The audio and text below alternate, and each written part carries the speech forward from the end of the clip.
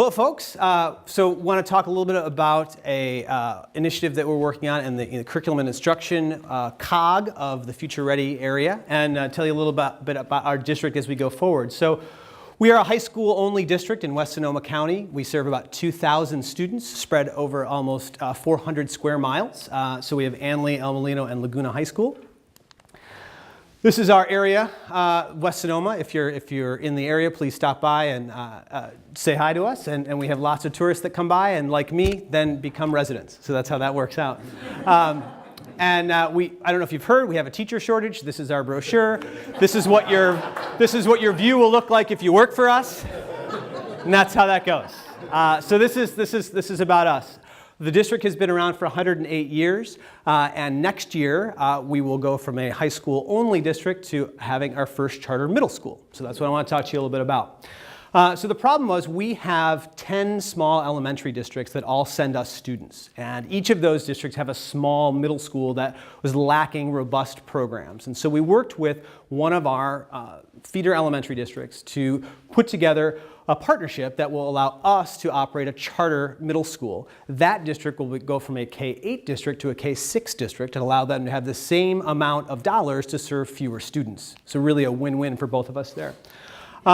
As we went out to the community and said, hey, we're interested in starting a charter, we want to know what you guys look for, we want to know what you're interested in for your middle school students, what that looks like, what's a great experience for a middle school student, knowing full well that no one in their right mind would ever get in a time machine and go back to middle school, right? This is a challenge, right? We want to make a better middle school than it had been before. And so what we heard over and over again was we want our students to solve problems, and we want our students to be involved with the community where they live. And so what that said to us was design thinking. And so when we are going to build this school from the ground up, it is going to be design thinking based. And that was really exciting because it allowed us to incorporate what we thought was best practice and what the community wanted in one package. And so for those of you not familiar, this is the design thinking protocol. It comes from the Stanford University Design School. And so what is really great about design thinking is that it introduces the vocabulary of industry, of innovation to students. It really focuses the students on identifying problems, not solving problems that we give them, but actually identifying real problems.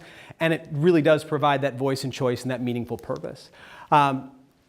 It's focused on all the things we say we want education to do. Human needs, action, radical collaboration. It's the kind of thing that gets kids excited about coming to school. And if you want to create more innovative solutions, find more interesting problems. There's this guy I've heard of before who talked really about that, right? Formulating the problem is more important than the solution. And so how can we do that with our kids? So we talk about that brainstorming, getting to that point where you have all these great ideas called the ideation horizon, and then you converge to come up with your wonderful solutions. And so that's something we're really excited that middle schoolers will be engaged in.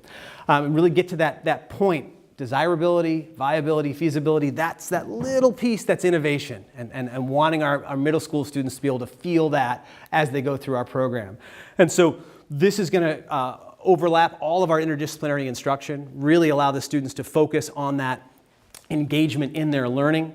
It's a little design thinking cheat sheet, right? Go back and go back. We talked about the cycle earlier today. This is definitely a cyclical process. And our middle school opens August 2017. We're accepting applications November 1st. And if any of you would like to be a principal for me, we are accepting applications for that too. Thank you, guys.